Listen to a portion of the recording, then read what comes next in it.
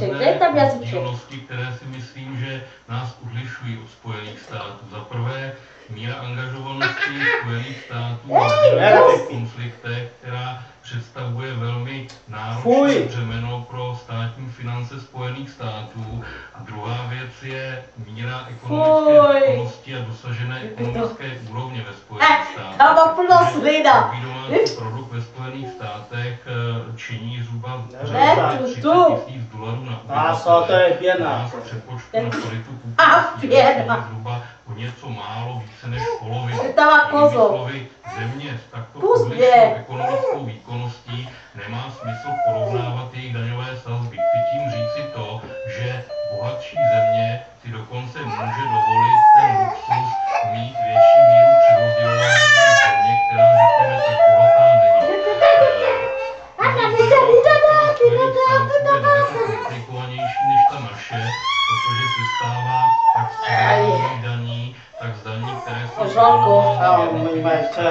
tak dokonce i z lokálních daní. Takže míra srovnatelnosti je velmi obtížná. Samozřejmě, že Spojené státy v současné době operují s deficitem státního rozpočtu řádově $300 miliard amerických dolarů. Možná dokonce i optimistický odhad toho konce letošního roku, způsobeným právě zvýšenou mírou angažovanosti Spojených států v jejich úsilí předtím do roku 2000, respektive do začátku roku 2001, Spojené státy naopak operovaly s poměrně výrazným rozpočtovým přebytkem.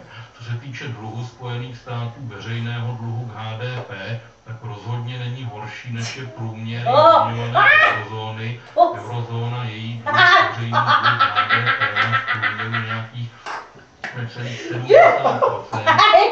Spojených států je to zhruba 3/5 této veličiny. Takže porovnání s námi jsou Spojené státy zemí, porovnání s průměrem eurozóny jsou podstatně méně zadluženou. Říkal Petr Záležník, na druhou část tohoto dotazu se zeptám Petra Gregera. Je to spravedlivé, že rodina, která má děti, dala na výchovu dítěte 2 miliony korun, to dítě pak 40 let platí daně, zatímco rodina, která dítě nemá, si užívá, může si spořit.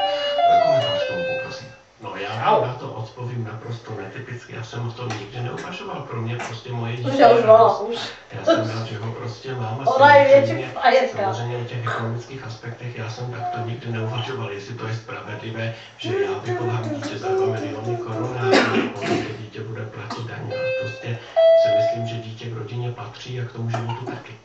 Demografický vývoj je určitě jedním z důvodů, proč u nás je nutná jakási reforma veřejných financí.